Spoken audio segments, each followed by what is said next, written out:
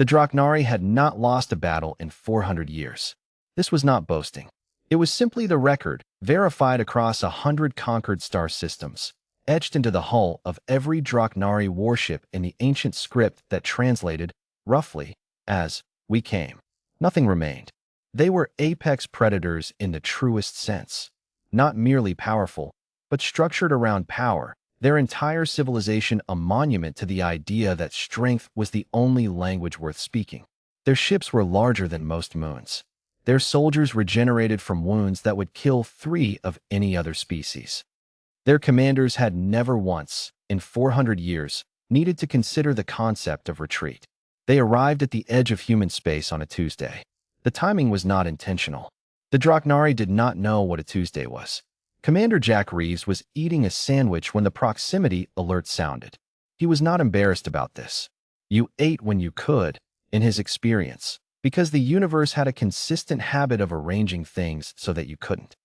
He set the sandwich down with the particular care of a man who intended to come back to it, wiped his hands on his uniform, which his crew pretended not to notice, and walked to the bridge of the ESS Constant with the unhurried stride of someone who had been in enough emergencies to know that running to the console didn't make the numbers on it any smaller.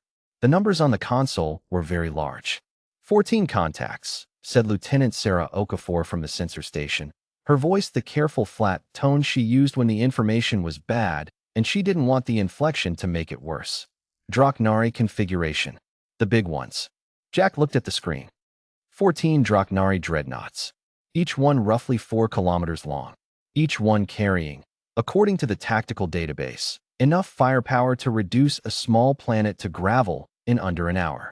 And behind the dreadnoughts, the troop carriers, he counted 26 of them, each one packed with Draknari soldiers who stood 2.5 meters tall and treated plasma fire as a minor inconvenience.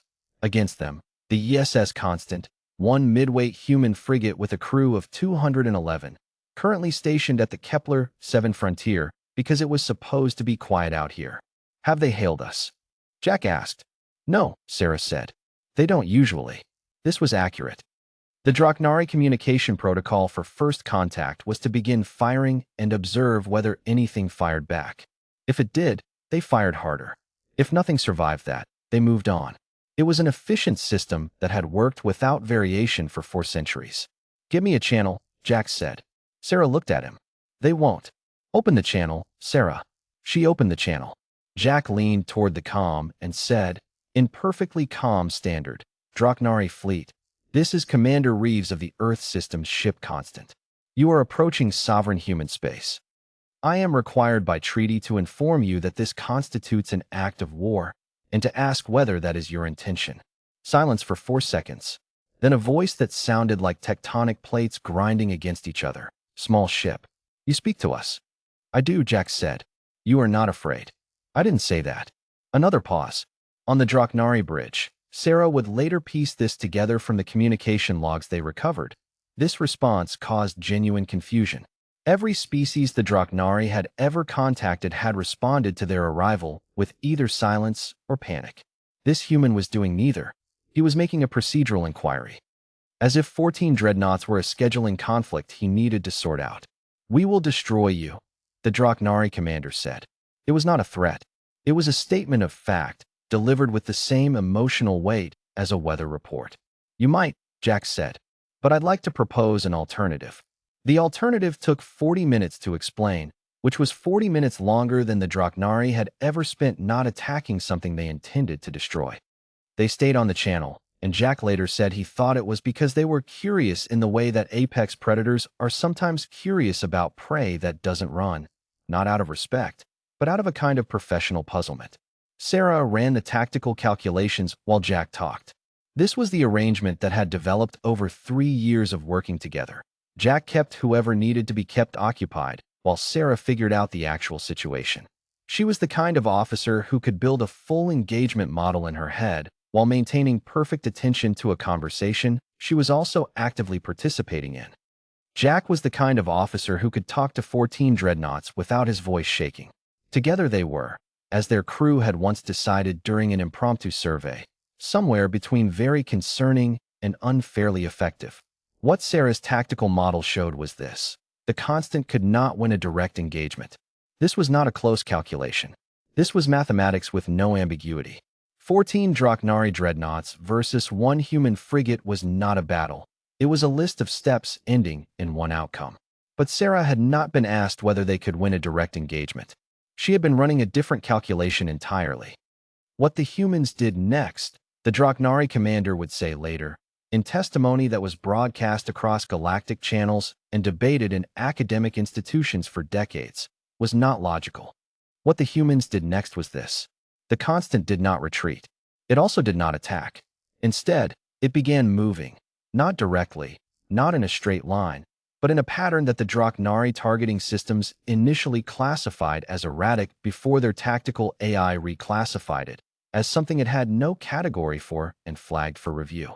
Sarah had spent the 40 minutes that Jack kept the Draknari talking doing three things simultaneously.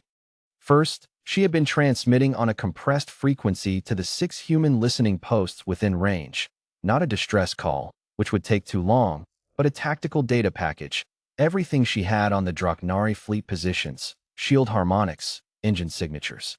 Second, she had been mapping the local stellar geography with the particular attention of someone who understood that space was never actually empty. Third, she had been writing a flight algorithm that her colleagues would later describe as either brilliant or suicidal, depending on which part of it they were looking at. The Draknari fired. The constant was not where the fire expected it to be. This was not because the humans were faster. They were not faster. A Draknari dreadnought's targeting cycle was 30% quicker than anything the constant could produce. What Sarah had done instead was something that required neither speed nor power. She had predicted where the targeting systems would look and made sure the ship was somewhere else. This required understanding Draknari tactical doctrine in sufficient depth to model the decision tree of their AI targeting systems under stress conditions, a thing she had spent 3 years studying because she found it interesting and because Jack had once said, during a long transit, "Tell me something I should know about whoever we'll eventually fight," and she had taken that as a standing assignment. The Draknari fired again. The constant moved through the gap between the 3rd and 4th dreadnought in the formation, a gap that was, by Draknari standards, impossibly small, because no Draknari ship could navigate that space without a collision risk, and the concept that another species might calculate collision risk differently had not previously been relevant. The Draknari ships could not fire into their own formation. They began to reposition. Sarah had modeled this. The 6 human listening posts, now fully briefed on fleet positions and shield harmonics, came out of stealth at the formation's flanks, not dreadnoughts, not destroyers, but relay stations retrofitted with mass drivers, because humans had once looked at space infrastructure and thought, what if we made this angry? The mass drivers fired not at the ships, but at the specific shield harmonic nodes that Sarah had mapped. Draknari shields were extraordinary against energy weapons. They were less optimized, by historical necessity, against high-velocity physical mass, because no species the Draknari had encountered had relied on kinetic warfare in 400 years. Humans had never stopped. 3 dreadnoughts lost shield coherence. Jack, who had been silent for the last 6 minutes while Sarah worked, opened the comm again. "Draknari fleet," he said. "I want to revisit that alternative I mentioned. They did not destroy the fleet. This was a deliberate choice, which was the part that the Draknari commander, name, Varkuun, veteran of 62 campaigns, undefeated, turned over in his mind for years afterward. The humans had the opening. The mathematics of the engagement had shifted to a position where finishing it was possible, and the human commander had opened a communications channel instead.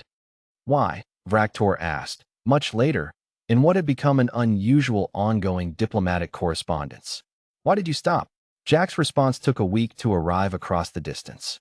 It read, "Because we didn't come out here to collect victories. We came out here to not have to fight anymore. Those aren't the same thing. If you're willing to understand the difference, we can talk. If not, Sarah's been updating her models."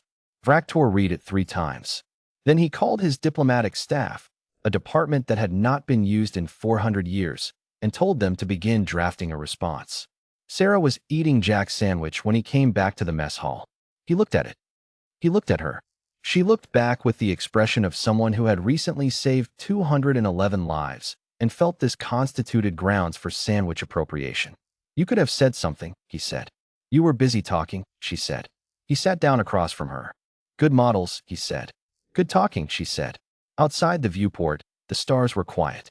The Draknari fleet was holding position, not advancing, their formation broken into something that looked, from the right angle, almost like uncertainty. 400 years of invincibility, and they were holding position and waiting to see what the humans would say next. Jack looked at the stars for a moment. Same time tomorrow, he said. Sarah handed him half the sandwich. Same time tomorrow.